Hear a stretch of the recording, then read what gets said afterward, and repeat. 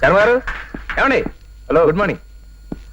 Post man వచ్చి వెళ్తున్నాడు. ఉత్తరాలు పోస్ట్ మ్యాన్ ఉత్తరాలు ఇవ్వడానికి కాకపోతే అప్పు ఇవ్వడానికి వస్తాడా? ఇచ్చాడు. ఎక్కడి నుంచి వచ్చింది? ఏమో, ఎవరో లేడీస్, మనకు సంబంధించింది కాదు. కన్యాశుల్కం రాసింది ఎవరు? గురజాడ అప్పారావు. ఆ ఊరు నుంచే. కొంపతీసి విజయనగరం నుంచి కాదు కదా? అక్కడి నుంచేనయ్యా. ఉత్తరం ఏది? చింపవతలు పారేశారు. ఆ మొక్కలే దొక్కొచ్చావు నువ్వు. మిమ్మల్ని ఏమిటి అల్లరి? గాలికి ఎగిరిపోతాయి. అయిపోయి.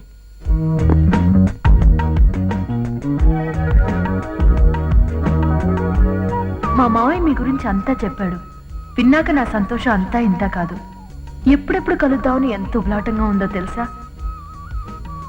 ఇంకెంత, 4 రోజుల్లో మేము రాజమండ్రి వచ్చేస్తున్నాం. ఈలోగా మీరు తొందరపడి రాకండే. కొత్త కాపురానికి సామాన్లన్నీ సిద్ధం చేసినట్లు ఫోన్ చేశారట మావయ్యకి. 3 రాత్రులు అయ్యే వరకు మనం ఫ్లాట్లోకి దిగకూడదు. వచ్చే ముందు టెలిగ్రామ్ ఇస్తానే. మీ భువనేశ్వరి.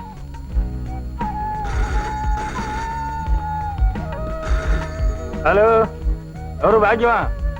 ఏమిటి, కొడుకు పుట్టాడా? అడుగు రాకుండా కొడుకు ఎలా పుట్టాడు నీకు? అలా చెప్పు. ఏమయ్యా, ఆ భాగ్యం కొడుకు పుట్టినరోజట, వీడియో తీయాలట. అలాగే తీస్తానంటున్నాడు. నమస్తే సార్. అభిలాష్ ఉంది. రేటా? నీ రేట్ ఎంతో మాకెలా తెలుస్తుంది? ఓహో, వీడియో రేటా? ఏమయ్యా, వీడియో తీయడానికి రేట్ ఎంత అని అడుగుతోంది. డబుల్ కార్డ్ బయట కొనుక్కోవాలట. 2000 తప్పేశారటండి. అతను నువ్వు 150 ఇస్తుందటయ్యా. నొలక మంచం కొనుక్కోమంటుంది. 2000కి తక్కువ అయితే గిట్టుబాటు కాదంటున్నాడు. ఒప్పుకున్నాడేనా? సరే. అబ్బాయి గారు దీన్ని కొంచెం చూసి పెట్టండి. చూశాను. తీసుకెళ్లి పెంటమే పడాయి. అక్కడి నుండి తెచ్చానండి. అయితే ఏం చేయమంటావు? మ్యూజియం లో పెట్టమంటావా? కాదండి, ఇది కొంచెం అమ్మి పెట్టండి. కాఫీకి డబ్బులు రావు. అలాగేస్తారేంటి బాబు? ఏంట్రా, నా ముఖం చూస్తే పెంట మీద టీవీలు పాత సీసాలు కొనేవాళ్ళ కనిపిస్తున్నానా? టీ ముందు ఎక్కడి నుంచి. ఏటంటారు? నాకేటి బాధపడ్డం లేదేటి? అడుగు, షాపులోనే ఉన్నాడు. ఇదిగో చెప్తాను. నిన్నే.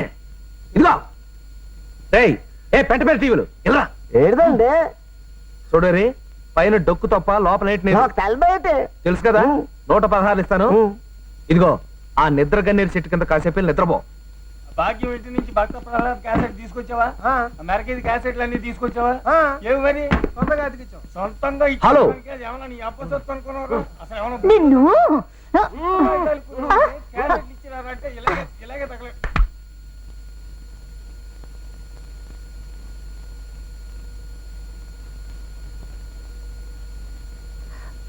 మీరు కూడా వ్యాపారం చేసుకునేవాళ్ళేగా పాపం.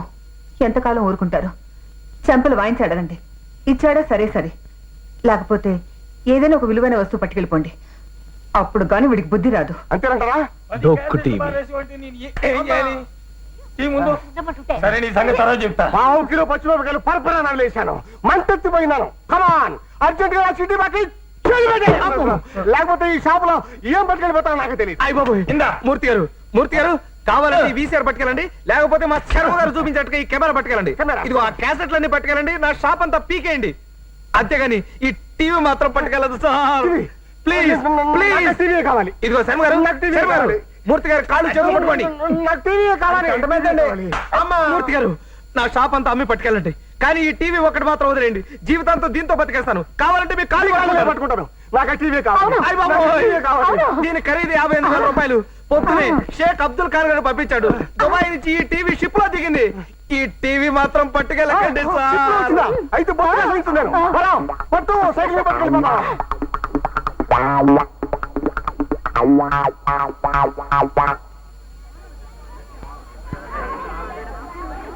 సార్, పిల్లకాయలు లెంపకాయలు తింటారు కదా, స్కూల్ గొడవ చేశారంటాను.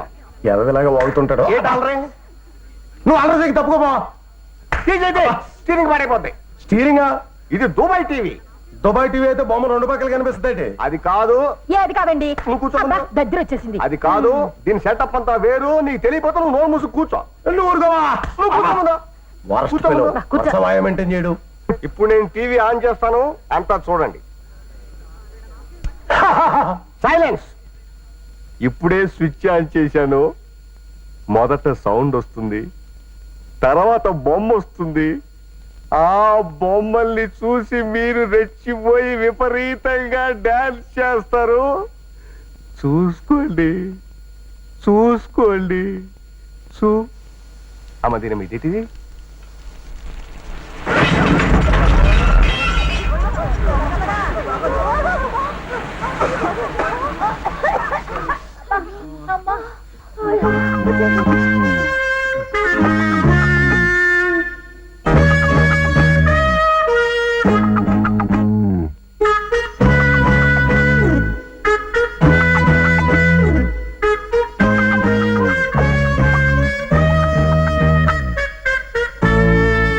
అయ్యి బాబోయ్, నా టీవీ కాల్ చేశారా బాబోయ్. దివాకరం ఆ. ఏంటి గొడవ? ఆ గొడవ కాకపోతే ఏంటండి, ఇదేమన్నా మామూలు టీవీయా? దుబాయ్ స్పెషల్, ఖరీదు 58,000. పొద్దునే షిప్ లోంచి దిగింది. ఎన్ని ట్యాక్సులు కట్టారు. మా ఫ్రెండ్ అబ్దుల్ సులేమాన్ ఖాన్ గారు అమ్మి పెట్టమని పంపించాడు. ఇప్పుడు వాడికి నేను ఏం సమాధానం చెప్పను రా దేవుడా. మూర్తి గారు, మూర్తి గారు, ఏం సమాధానం చెప్పరు, ఏ సమాధానం చెప్పరు. ఇదిగో దివాకరం, ఏంటి గోల? కాకపోతే ఏంటండి, నా చీటీకి నీ టీవీకి చెల్లి. ఆ. కావాలంటే ఈ 2,000 రూపాయలు ఉంచుకో. నాకు వద్దండి, వద్దు వద్దండి, చిచ్చి. ఇదంతా నీ వల్ల వచ్చింది. ఎంత నష్టపోయాను.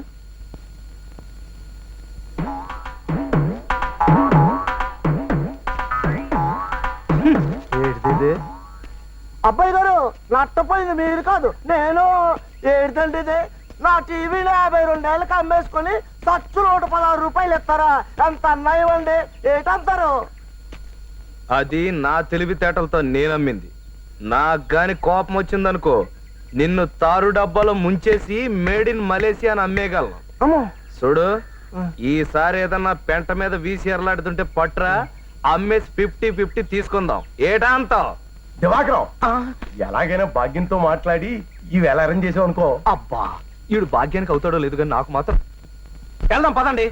మంచి కాక మీద ఉంది, ఏది దొరికితే దుచ్చుకోవడం. ఏంటి ఏం చెప్పంటారండి? భాగ్యం 3 రోజులు ఇంట్లో రాకూడదు. అబ్బా, ఈ లేడీ సరిగ్గా టైం చూసుకొని ట్రబుల్ ఇచ్చేస్తుంటారయ్యా. నాలాంటి అమర ప్రేమకుడికి ఎంత అడ్డు. ఇదిగో చిన్నారారు, బంగారం లాంటి 2 పెళ్ళాలు ఇంట్లో ఉండగా మళ్ళీ ఆ భాగ్యం గోలు ఎందుకండి మీకు? వాళ్ళు ఉండిపోయారే బాబు. భాగ్యంతో మా మ్యారేజ్ అయిపోయాక మా పెద్దదాని గ్యాస్ స్టవ్ లీక్ చేసి నిప్పటించి చంపేస్తాను. మా రెండో దానికి కూల్ డ్రింక్లు అంటే ఇష్టం కదా. థమ్స్ అప్ లో 4 మంది కలిపి తాగించేసి ఇద్దరిని వదిలించేసుకుంటాను. మీరు వదిలించేసుకుంటారు, బానే ఉందండి. మరి ఆ భాగ్యానికి ఎంత కష్టం? 2 మొగుళ్ళతోటి ఓ సంటి కుర్రాడితోటి గుట్టుగా కాపురం చేసుకుంటుంది కదా. నేనేం తక్కువ తిన్నాను అనుకున్నావా? దానికి వేసిన ప్లాను. ప్లాన్ వేసారా? తర్వాత ఏంటి? అబ్బా, ఆలకించవయ్యా. ఇదిగో, మా రైల్వేలో 4 వస్తాదులు లాంటి గ్యాంగ్ మేల్ని సెటప్ చేశాను. టైం చూసుకుని ఆ రామ్మూర్తి గారిని మర్డర్ చేయించేద్దాం. ఆ రాజుని గారిని తమిళనాడులో ఉప్పు నీళ్లు కూడా దొరకని ప్లేస్ కి ట్రాన్స్ఫర్ చేయించేద్దాం. ఆ కుర్రా కొడుకుని రైలు పట్టాల మీద పెట్టి మర్డర్ చేయించేద్దాం. యాక్సిడెంట్ లిస్ట్ లో పుట్టిపోతాడు. వస్త్రా, ఇదేంటిది? ఇన్ని ఎదవ ప్లాన్లు చేస్తున్నారు కదా. భాగ్యంతో మీరు ముచ్చటగా 3వ ఫ్యామిలీ పెట్టిన తర్వాత మీకు వయసు అయిపోయి భాగ్యం 4వ ఫ్యామిలీ పెట్టింది అనుకోండి, అప్పుడు ఏం చేస్తారు? ఆ, దానికి వేసిన ఐడియా. భాగ్యంతో మన శోభనం అయిపోయిన మర్నాడు మనకేటండి మీకు? నాకనే బాబు. మర్నాడు బ్యూటీ పార్లర్ కని తీసుకెళ్లి గుండు కొట్టించేస్తాను. జుట్టు వచ్చే వరకు చచ్చినట్టు ఇంట్లో పడి ఉంటది కదా. ఈ లోపల గట్టి అండర్స్టాండింగ్ వచ్చేస్తాం. చచ్చేదాకా ఇడిపోం. ఎలా ఉంది ఐడియా? ఇదిగో చిన్నారారు, మీరు ఇన్ని ఐడియాలు చెప్పారు కదా, నేను ఐడియా చెప్పనా? ఏంటో? ఈవేళ భాగ్యం కొడుకు పుట్టినరోజు. ఆ రాజన్ గాడు పులిగోర పథకం ఇస్తున్నాడు. మరి గ్లాస్కో జాకెట్ వేసుకున్న భాగ్యం తెల్లని మెడ మీద దగదగలాడిపోతూ మనం కూడా ఏదైతే ఎలా ఉంటది? బ్యూటిఫుల్ గా ఉంటుంది. ఉంటదా? అయితే చేయనిద్దామా? అమ్మో, గుండులేంటి కలుక్కుమంటుంది. దివాకరం, మీరు ఏదో మాట్లాడుకుని తెచ్చారట కదా, ఆ భాగ్యం పిలుస్తోంది. ఆ విషయమే కదా మాట్లాడుతున్నాం. ఏమంటారు? మరే బంగారం లాంటి ఛాన్స్. తప్పదంట. లేకపోతే మరి ఆ రాజన్ గాడు. ఓకే ఓకే, అందాకే ఉంచండి.